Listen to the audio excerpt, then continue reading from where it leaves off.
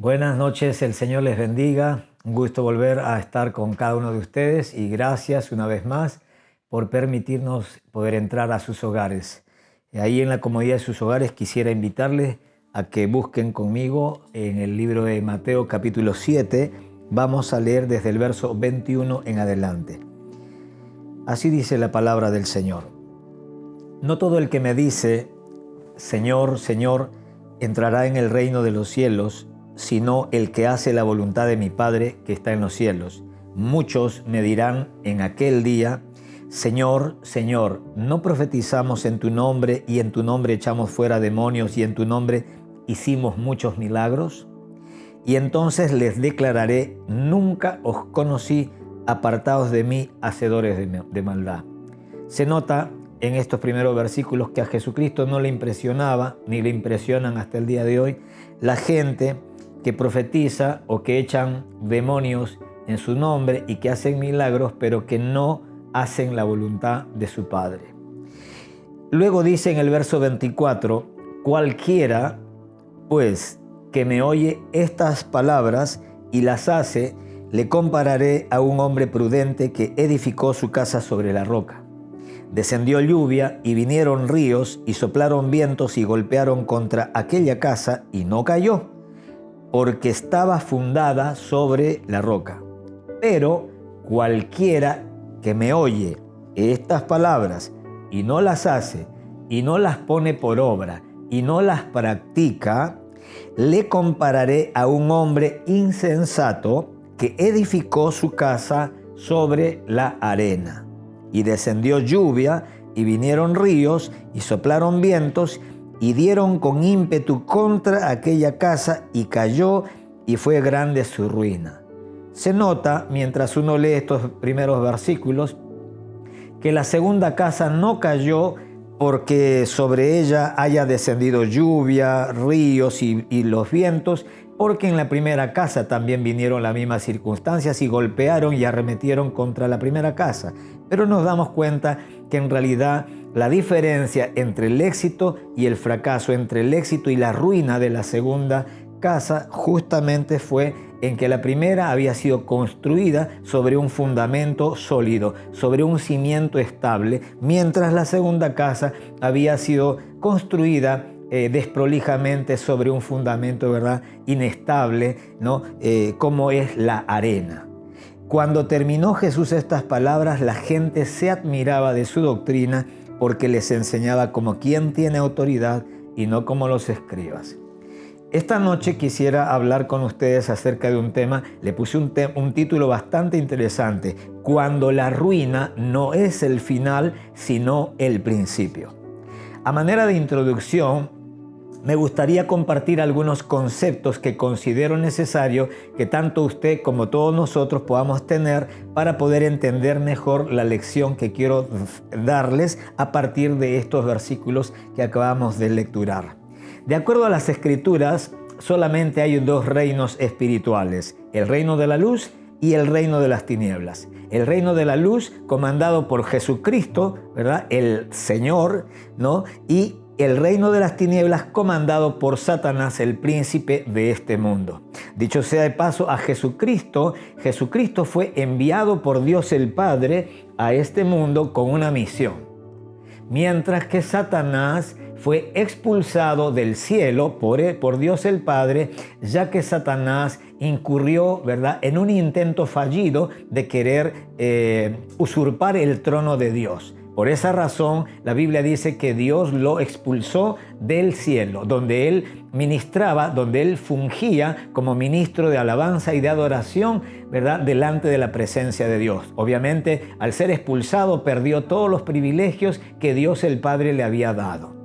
Ahora, cuando Satanás viene a la tierra, los teólogos, ¿verdad?, coinciden en que lo más probable, ¿verdad?, que Satanás haya venido a la tierra, haya caído a la tierra entre el versículo 1 y el versículo 2 de Génesis, porque en Génesis dice, Génesis 1:1 dice, en el principio, ¿verdad?, creó Dios los cielos y la tierra, dice el verso 2, dice, y la tierra estaba vacía y desordenada.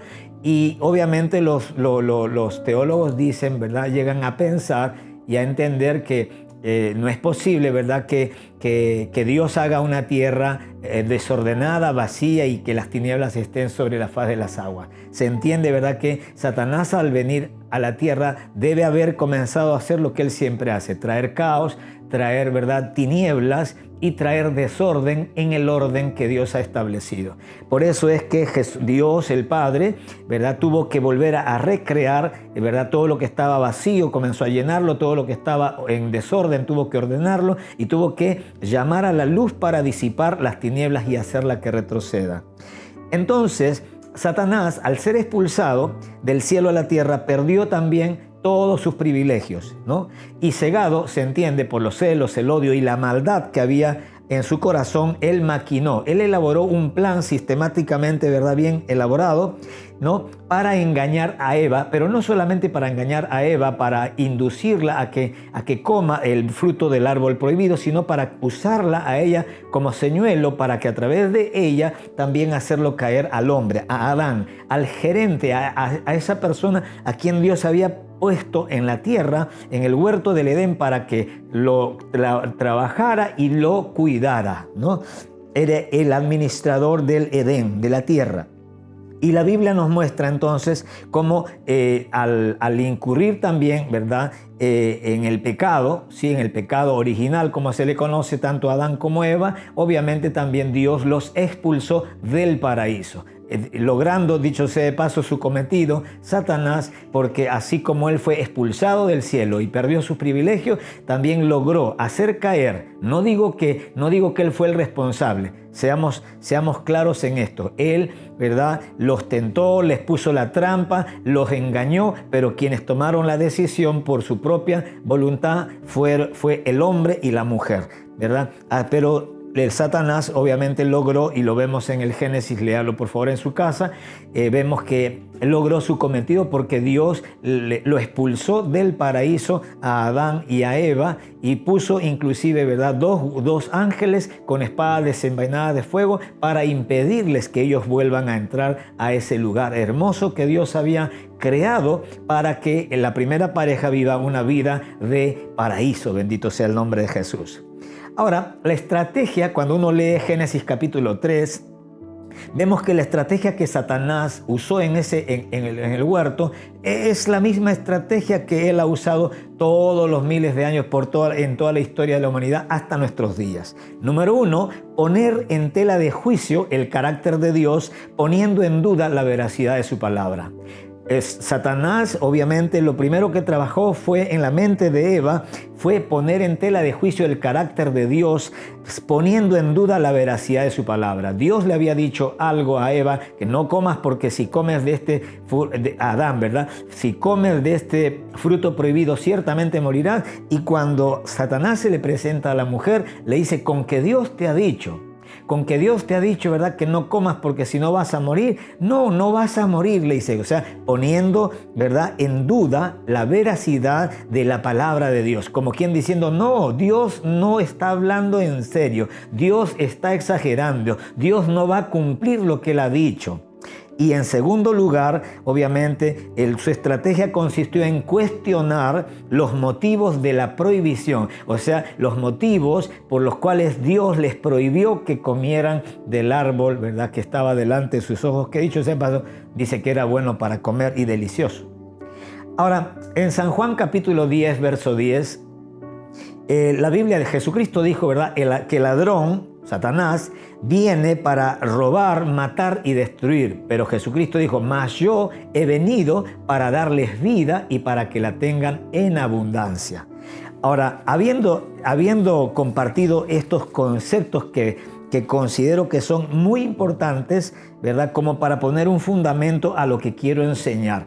Así es que, por favor, ahora sí vamos a comenzar entonces con la enseñanza, ¿sí?, cuando la ruina no es el final, sino el principio. Pero ya tenemos estos conceptos que rápidamente los he enunciado, que sé que te va a servir como una herramienta de juicio para que puedas luego entender mejor todo el panorama de lo que está queriéndonos enseñar, ¿verdad?, Jesucristo a través de estos pasajes que acabamos de leer.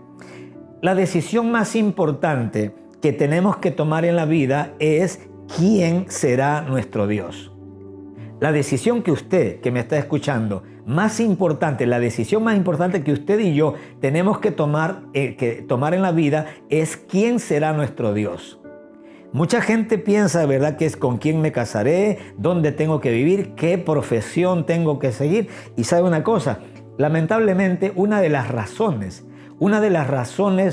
más importantes o principales por la cual muchos hombres capaces, muchas mujeres capaces, que tienen literalmente todas las condiciones para ser exitosos en la vida, sin embargo han fracasado. Mucha gente fracasa por no haber considerado este punto, ¿verdad?, de quién será nuestro Dios, quién será su Dios.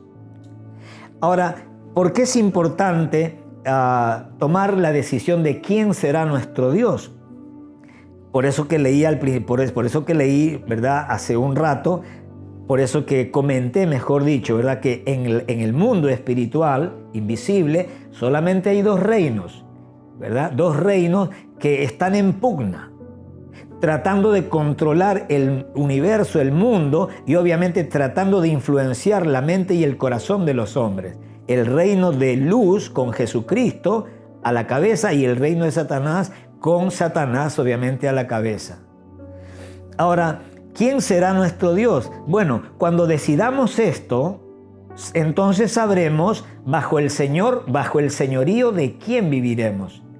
Porque es importante escoger quién será nuestro Dios. Muy importante, porque si yo escojo quién va a ser mi Dios, lo segundo que lo que yo voy a saber luego es bajo el señorío, bajo el gobierno de quién entonces tengo que vivir. Se entiende que si yo escojo a Jehová, Dios, el Dios de los israelitas, el Dios de los hebreos, si yo escojo y hago de ese Dios de los hebreos mi Dios, entonces yo tendré que comenzar a vivir bajo el gobierno y bajo las leyes del Dios de los hebreos.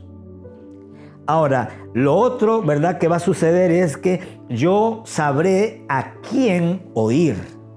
A quién oír y también sabré a quién ir cuando tenga alguna necesidad. ¿Me estoy dejando entender? En una ocasión, Jesucristo dijo algunas palabras un poco duras y ofensivas a los oídos, ¿verdad?, de algunas personas de aquel entonces. Y algunas personas que comenzaron a seguirlo a Jesucristo comenzaron a irse y a dejarlo. Algunos discípulos, como hoy en día que mucha gente quiere seguir a Jesucristo, pero cuando Jesucristo comienza a poner los términos de sus caminos, entonces mucha gente le queda grande el tema y comienzan a irse y se alejan y toman distancia de Dios, de la iglesia y de todo lo que tiene que ver con Dios. Y se van, siguen sus propios caminos. Ahora, la Biblia nos enseña, ¿verdad?, que en ese entonces, cuando Jesucristo habla esas palabras fuertes, la gente se va y uno de los discípulos, Pedro, le dice: Señor, dura palabra es esta la que has hablado. La gente se está yendo, la gente te está dejando. Y Jesucristo le dijo: ¿ustedes también queréis iros? ¿Ustedes también quieren irse? Y Pedro se adelanta y dice, ¿verdad? No, Señor, ¿a quién iremos? ¿A quién iré? Si solo tú, dice, tienes palabras de vida eterna. Pedro había tomado una decisión. Cuando Pedro tuvo su encuentro con Jesucristo, él tomó una decisión de seguir a Cristo, de hacer de Jesús su Señor, el que gobierna su vida, su Dios, aquel, ¿verdad?, a quien él podía ir, y a quien él solamente prestaría oídos. Él se convirtió en un discípulo de Jesús. Significa, ¿verdad?, que si se convirtió en un discípulo de Jesús es porque no estaba dispuesto a prestar sus oídos a ninguna otra voz que no sea la de su maestro, la de Jesucristo, a quien él había aceptado como su Señor, como su Dios, como su Rey, como su Mesías, como su Salvador único y suficiente. No había otro. Entonces, cuando repasemos este concepto, ¿quién será nuestro Dios? Bueno, cuando decidamos esto, sabremos bajo el señorío de quién viviremos, bajo el gobierno de quién viviremos, a quién oiremos y a quién iremos. ¿A quién iré?, decía el salmista, sino a ti. Alzaré mis ojos a los montes. ¿De dónde vendrá mi socorro?, dice el salmista. Mi socorro viene de Jehová. Ahora, decidir esto de quién será nuestro Dios, ¿verdad?, siempre ha confrontado al ser humano. ¿Por qué? Escucha, esto es poderoso. Esto es fresquito, recién salido del horno. Esto es pan realmente fresco. ¿Por qué? ¿Por qué decidir quién será nuestro Dios siempre ha confrontado al ser humano? Porque todos queremos ir al cielo, pero sin dejar de probar, ¿verdad?, nada de todo lo que hay en la tierra. No sé si alguien me está entendiendo. Yo sé que usted se quiere ir al cielo, pero quieres probar muchas cosas que están en la tierra, que no son las que Dios te está ofreciendo, sino más bien que son las que el otro nos está ofreciendo a usted y a mí. ¿O no es verdad? Si tenemos que ser honestos delante de Dios, que se entiende que debería de ser así, tendríamos que admitir, es verdad. Es verdad. Por eso que mucha gente, por eso que todos, en algún momento de nuestra vida, nos ha quedado más cómodo tener una religión que una relación con Dios. Porque cuando uno tiene una religión, la que sea, pues no tenemos que dar cuentas a Dios de nada. Sencillamente tenemos que cumplir con algunos rituales y algunas cosas adicionales, ¿verdad? Y creer, obviamente, que estamos bien delante del Señor. Pero cuando nosotros decidimos tener una relación con Dios a través de nuestra fe en la obra de Jesucristo y decidimos hacernos cristianos y decidimos convertirnos de los ídolos al Dios verdadero, entonces la cosa cambia. ¿Por qué? Porque inmediatamente, una vez que comenzamos a seguir a Jesucristo, Jesucristo nos va a decir en qué términos quiere Él que nosotros, que queremos seguirlo, lo sigamos. Nadie puede seguir a Dios en sus propios términos. Porque me acuerdo en este momento, por ejemplo, la gente lo seguía y Jesucristo, ¿verdad?, a una persona que le dijo, Señor, te seguiré a donde quiera que vayas. Señor, te seguiré a donde quiera que vayas. ¡Wow! Suena lindo. Suena más bien romántico. Suena como a la voz de una muchacha enamorada de su novio y que no le importa, ¿verdad?, qué obstáculos hayan en el futuro. Y ella, ¿verdad?, en un arranque, ¿verdad?, de emoción, en un arranque de, ¿verdad?, de ese amor inmaduro, no le dice, oh, te seguiré a donde quiera que vayas. Y Jesucristo le dice a este hombre, las zorras tienen guaridas y las aves de los cielos tienen nidos, pero el Hijo del Hombre no tiene dónde recostar su cabeza. ¿Qué estaba haciendo Jesucristo? Le estaba poniendo en claro que seguirlo a Él no era una cuestión emocional, no era un tema, ¿verdad?, para cualquier persona que no piensa. Era un tema que necesitaba ser pensado. Había que sentarse y calcular el costo de ser un discípulo de Jesucristo. Cualquiera que quiera ir en pos de mí, dijo Jesús, niéguese a sí mismo cada día, tome su cruz y sígame. Jesucristo siempre llamó a la muerte, a morir al yo, a toda aquella persona que quería seguirlo. Por esa razón, muchas personas, multitud de personas, hasta el día de hoy, por esa razón, mucha gente se vuelve para atrás, después de haber querido seguir a Jesús, se dan cuenta que no es un camino asfaltado de rosas, no es una vida fácil. Jesús no nos está llamando a vivir una vida wow. Dios nos está llamando más bien a morir, a dejar cosas, a dejar prácticas, a dejar hábitos. Pero ojo, Él está prometiendo ayudarnos en cada, ¿verdad?, parte del proceso. Y eso es una buena noticia, porque no se trata de lo que usted pueda hacer para cambiar su vida. Se trata más bien de lo que usted le permita, y yo también, de lo que nosotros le permitamos a Dios hacer en nuestra mente y en nuestro corazón, para que el cambio y la transformación verdadera se produzca en usted y en mí también. Y de esa manera Dios pueda ser glorificado en nosotros y a través de nosotros. Ahora, No todo lo que está a la mano es para que lo tomes. Uno puede decir, pastor, sí, es verdad, pastor. Todos queremos ir al cielo sin dejar de probar nada de todo lo que hay en la tierra. Pero nosotros necesitamos entender que no todo lo que está a la mano es para que lo tomes. No todo lo que te regalen es para que lo recibas. Hay personas malvadas, ¿verdad?, que te hacen un obsequio, pero con una intención malsana. Y mucha gente que ha recibido un regalo, a las finales, ¿verdad?, en el regalo ha venido envuelto de pronto veneno y se han muerto.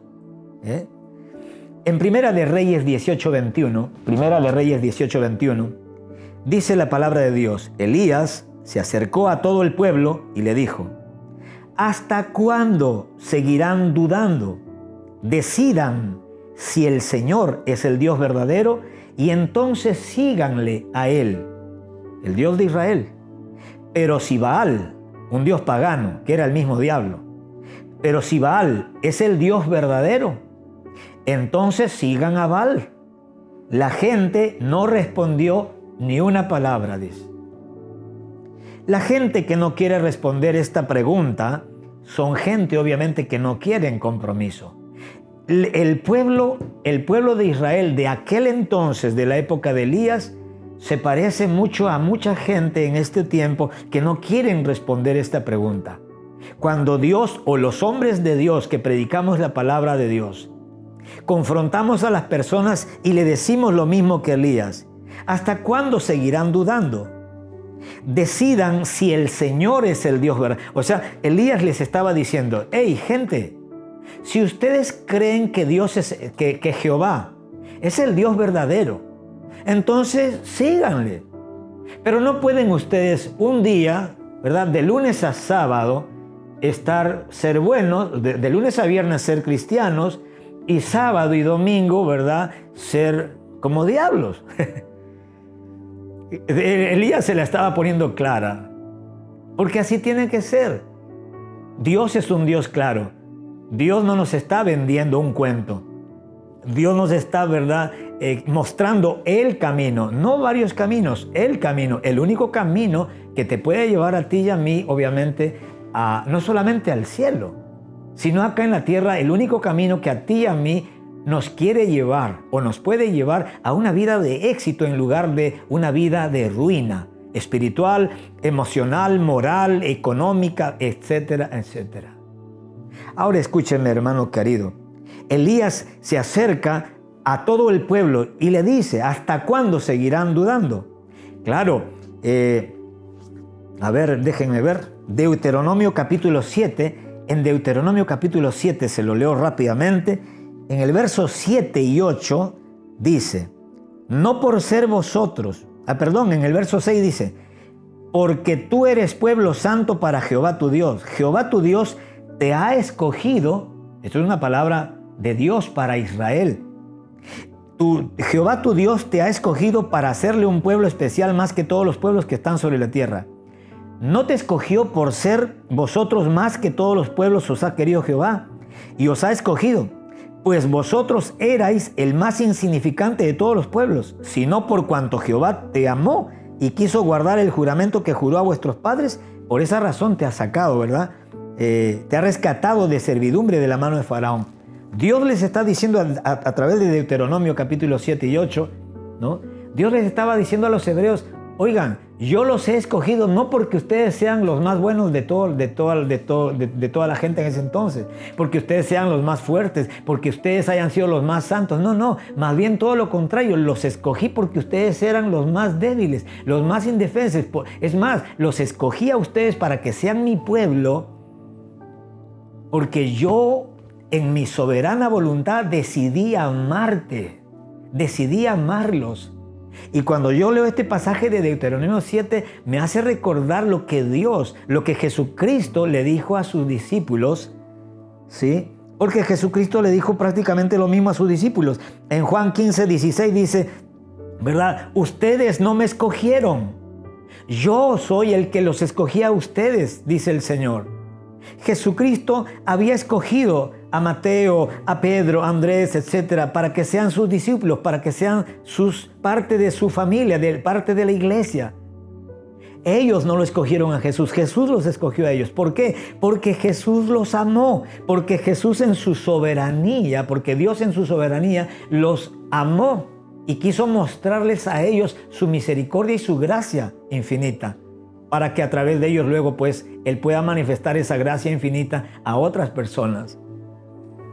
Ahora escuche, en el libro de Josué capítulo 24:15, Josué 24:15 dice: ahora se levanta ya no el profeta, sino que ahora se levanta el general Josué, el general del ejército del Señor, que también ve que el pueblo de Dios estaba indeciso en cuanto a servir a Dios o servir a otros dioses. Y Josué los confronta.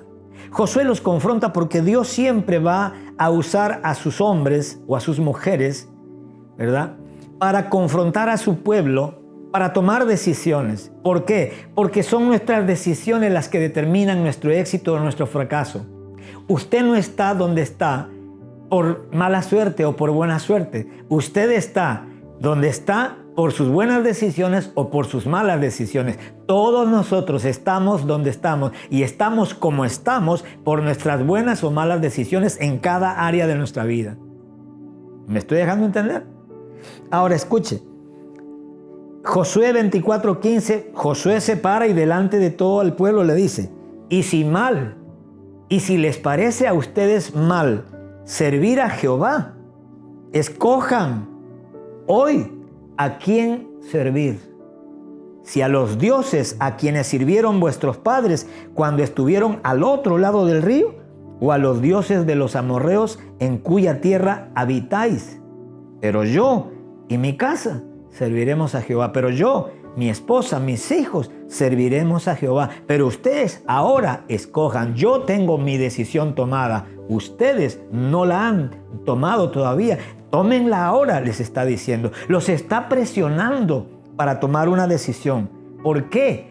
Porque esta es la decisión más importante. ¿Quién va a ser tu Dios? Porque al Dios que usted escoja, a ese Dios va a tener que servirle. Mucha gente dice: yo hago lo que quiero. Mentira del diablo. Puedo decir categóricamente: nadie hace lo que quiere. Usted y yo, de acuerdo al concepto que comencé a compartir al principio, nosotros todos, cristianos o no cristianos, le servimos a alguien todos los días. Las decisiones que usted y yo tomamos todos los días en cualquier área de nuestra vida empodera uno de los dos reinos que mencioné al principio. El reino de la luz, si es que tus decisiones son conforme a la palabra de Dios y a la verdad, empodera, ¿verdad?, tus decisiones, empodera el reino de Dios. Pero si nuestras decisiones son malas, ¿verdad?, son pecaminosas, etcétera, entonces estamos empoderando, estamos empujando. Es como que si nosotros fuéramos parte del reino de las tinieblas y estamos haciendo que ese reino de mentira y de maldad se fortalezca. Por eso que Jesucristo dijo, ¿verdad?, el que no es conmigo, contra mí es, y el que conmigo no recoge, desparrama. O eres o no eres. O eres de Dios o no eres de Dios. Eres del otro. O estás empujando el reino de Dios a través de tu vida y de tus acciones y de tus decisiones y de tus prioridades, o estás con tu vida, con tus decisiones, prioridades, etcétera, estás empujando el otro reino. Pero un reino estás empujando, y yo también. Voy terminando con esto. Y si mal os parece servir a Jehová, escogeos hoy a quién sirváis. Y Josué le plantea: si a los dioses a quienes sirvieron vuestros padres. Todos nosotros tenemos padres. De hecho, venimos de padres. Y nuestros padres a todos nosotros nos han heredado todo. No solamente la parte genética, ¿verdad?, personalidad, carácter, etcétera, sino también cultura, costumbres, tradiciones, etcétera. En el caso de mis padres, por ejemplo, ellos cuando no conocían a Dios, cuando no tenían una experiencia con Dios y solamente una religión, ellos eran devotos de la Virgen no sé cuánto, del patrón de acá, de la fiesta de la Virgen de acá y qué sé yo, ¿verdad? Pero cuando ellos tuvieron una experiencia con Dios, entendieron por la palabra de Dios que solamente hay un Dios verdadero. Solamente hay un mediador entre Dios y los hombres, Jesucristo hombre, y solamente hay un nombre dado a los hombres debajo del cielo en el cual los hombres tendremos salvación y vida eterna, Jesucristo. Ellos entregaron su vida a ese Dios. Pero ¿cuánta gente hoy en día están en esa decisión. No saben si seguir sirviendo al Dios de sus padres y continuar la tradición, invalidando de esa manera la verdad. Hay gente que es más celosa de las tradiciones que de la verdad de Dios. Y hasta matan por tradiciones, si es que alguien ofende sus tradiciones. Pero no son capaces de vivir por la verdad, ni mucho menos para defender la verdad. Quiero animarle en el nombre de Jesucristo. Si usted tiene que negar o renunciar a una tradición que riñe totalmente, que es opuesta, que ofende al Dios verdadero, que es una abominación en su práctica, en su esencia, al Dios verdadero, yo quiero animarle en el nombre de Jesucristo, renuncie. Pastor, pero es que si lo hago mis padres me van a desheredar. Es que si lo hago se van a molestar toda mi familia conmigo porque todos somos devotos de fulano. Es que todos participamos de esta tradición. No se preocupe, eso Jesucristo ya lo sabía. Jesucristo dijo, por causa mía os aborrecerán. Por causa de mi nombre os aborrecerán. Ahora escuche. ¿Dónde comienza la ruina? ¿Dónde comienza la ruina del hombre? ¿Dónde comienza la ruina del hombre? Número 1, cuando no decide acudir al llamado de Dios. Y número 2, cuando lo acepta pero sigue viviendo como quiere. Acabamos de leer al principio este pasaje en donde dice, ¿verdad? Jesucristo, cualquiera que oye mis palabras y las pone por obra y lo practica, le compararé al hombre sabio que edificó su casa sobre la roca. Cuando vengan los vientos, los ríos y las lluvias y golpeen contra la casa, no se vendrá abajo porque está fundada sobre la roca. Pero cualquiera, dice, que oye mis palabras y no las hace, entonces lo compararé con un hombre insensato. Cuando vengan los vientos, las lluvias, los ríos y golpeen contra aquella casa, se vendrá abajo y será grande su ruina, dice. ¿Dónde comenzó la ruina del hombre? Si nos damos cuenta en este pasaje, en estos versículos, la ruina del hombre en realidad comienza en el verso 21. ¿Por qué? Porque Jesucristo le dijo a la gente en ese entonces, no todo el que me dice Señor, Señor entrará en el reino de los cielos. Seamos honestos, ¿cuántos de ustedes conocen personas que le llaman Señor a Jesucristo? Pero usted ve con sus ojos que esas vidas que le llaman Señor, esa gente que le llama Señor no vive bajo el gobierno de Dios ni de su palabra. Ay, Señor, Señor, ayúdame, Señor esto, Señor por acá, pero no hacen la voluntad de Dios. Seguimos viviendo como nos da la gana. Y Jesucristo dijo, refiriéndose a esas personas, no todo el que me dice Señor, Señor entrará en el reino de los cielos, sino el que hace la voluntad de mi Padre que está en los cielos. Y en el verso 23 dice que entonces a esa gente que le dice Señor, Señor, les declarará, nunca os conocí, apartados de mí, hacedores de maldad. Cuando en el verso 21 Jesucristo está hablando de algo eterno. Señor, Señor, no todo el que me dice Señor, Señor entrará en el reino de los cielos. Señores, ¿dónde comienza la ruina del hombre? Cuando uno decide, cuando no decides acudir al llamado de Dios, cuando no decides hacer de Jesucristo realmente tu Señor, ahí comienza tu ruina. Estás literalmente declarando sentencia de muerte y de fracaso sobre tu vida y sobre cada área de tu vida. ¿Por qué? Porque separado de mí, dijo Jesucristo en Juan capítulo 15, separado de mí nada podéis hacer. Yo soy la vid verdadera, ustedes son los pámpanos y la única manera de que ustedes puedan llevar fruto es que ustedes permanezcan unidos a mí.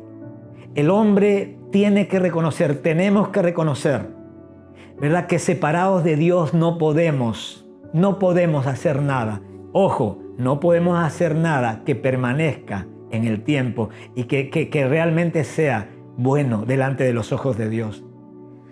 Ahora, cuando lo acepta, mucha gente acepta a Jesucristo, pero siguen viviendo como quieren. Ahora, Jesús plantea dos situaciones en esta historia. Una tiene que ver con la eternidad, el verso 21, y otra tiene que ver con lo temporal, el verso 24 en adelante, cuando habla, ¿verdad?, de qué cosa es lo que le pasa a la gente que no edifica su casa sobre la roca, hablando en términos de resultados, hablando en términos de éxito o de fracaso. El que edificó, construyó su casa sobre la roca, dice que tuvo éxito. No le pasó nada, Pero el que no edificó su casa sobre la roca, dice que cuando vinieron las circunstancias, golpearon esa casa y se derrumbó y grande fue su ruina. Conclusión, la parábola de los dos cimientos nos enseña que la ruina de una casa, de una vida, de un matrimonio, de una familia, de una sociedad, de una economía, de una nación, no se debe a los factores externos que golpean contra la casa o contra la vida, contra el matrimonio, contra la familia, contra tu economía, contra tu salud, contra la ciudad, contra tu ciudad, contra tu nación. No son las cosas externas que golpean tu vida, tu familia, tu matrimonio, tu salud, etcétera, tu cuerpo, ¿verdad? Lo que hace que estés en ruina o estemos en ruina, sino más bien el hecho de haber construido nuestra vida, nuestro matrimonio, nuestro negocio, nuestra ciudad, nuestra sociedad, sobre cualquier fundamento menos el de Cristo, menos, ¿verdad?, la palabra de Dios, menos la palabra de Dios. La ruina solo tendría que ser el final de una vida sin Dios. La ruina tendría que ser solamente el final de una vida sin Dios. No tiene que ser el final de tu vida. Pastor, estoy en ruina. Pastor, mi matrimonio está en ruina. Pastor, mi negocio está en ruina. Déjeme darle una buena noticia. La ruina que usted o yo o cualquier persona pueda haber experimentado o pueda estar experimentando o puedas experimentar en el futuro, no tiene nunca que ser el final de tu historia. Más bien, podría ser el final de una vida sin Dios, el final de una vida desobediente, pero no el final de tu historia. ¿Por qué? Y bueno, porque si tu vida está en ruina, si tu salud está en ruina, porque no has vivido y has hecho lo que has querido y las consecuencias están dándose en tu cuerpo, en tu economía, en lo que sea, quiero animarte en el nombre de Jesucristo, ¿verdad?, para que inicies una nueva vida construida sobre el fundamento correcto de la palabra de Dios. Proverbios 16:25 dice: hay caminos que al hombre le parecen caminos de vida, pero su final es de muerte. Quiero animarte en el nombre de Jesucristo. No camines por caminos que parecen de vida. Busque el camino de vida y camine por ese camino. De seguro que le va a ir bien. De seguro que va a comenzar a experimentar las bondades de nuestro buen Dios y Salvador Jesucristo. Quisiera hacer una oración en este momento. Padre, en el nombre de Jesús, gracias una vez más por tu palabra preciosa y maravillosa. En ella, Dios, encontramos luz para poder caminar, Señor, el camino que estamos, Dios, caminando. Gracias, Dios mío, por tu Espíritu Santo, porque Él es el que alumbra los ojos de nuestro entendimiento para que estas palabras que estamos oyendo puedan, Dios mío, Señor, tener significado y puedan tener influencia, Señor, sobre nuestros pensamientos y sobre nuestro propio corazón. De modo que por esta palabra nosotros podamos levantarnos en fe y en plena certidumbre de que tú nos has hablado y de que literalmente lo que nos has hablado es la verdad.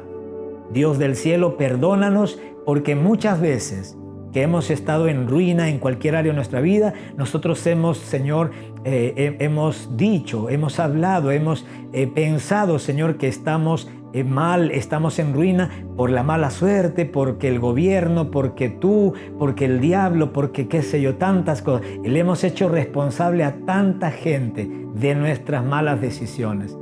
Y Dios, ayúdate, ruego, Señor, en esta hora, a todas aquellas personas que todavía no han decidido, que les cuesta horrores decidir, Señor, quién va a ser su Dios. Oro en el nombre de Jesucristo para que tu Espíritu Santo les infunda aliento del cielo, Señor, y ellos puedan tomar la decisión más importante de su vida y puedan hacer de Jesucristo su único Salvador y el Señor de sus vidas a partir de este día. En el nombre de Jesús, la Biblia dice que si nosotros nos arrepentimos y confesamos todos nuestros pecados, Dios es fiel y justo para perdonar todos nuestros pecados y limpiar la maldad de nuestro corazón. Si usted ha hecho una oración y se ha arrepentido de todo corazón, tenga por seguro que Dios ha sido fiel, no solamente en perdonar todo lo malo que usted haya hecho, sino también en limpiar la maldad, que todo el pecado que usted haya practicado antes de Cristo, ¿verdad?, haya producido en su corazón. Ese pecado ha sido limpiado por la sangre preciosa de Jesucristo. Bienvenido a la familia de Dios. Un gusto poder haber sido la persona, ¿verdad? Encargada de poder guiarle en esta decisión maravillosa y trascendente para su vida y para la vida de sus generaciones. Porque cuando Dios entra a la casa de una familia a través de una persona, luego Dios comienza a alumbrar al resto de la familia a través de la obra que Dios comienza a hacer en esa persona. Quiero animarle, sea constante, permanezca fiel a Dios. Dios nunca lo va a dejar. El Señor te bendiga y gracias una vez más por permitirme ser quien traiga la palabra de Dios a sus hogares. Quiero recordarles, los días martes estamos, ¿verdad? A las 8 de la noche en el podcast, ¿verdad? Fe en tiempo de crisis. Lo de anteayer martes fue un tiempo muy lindo, 17 minutos, corto, pero preciso, conciso y macizo. ¿Ok?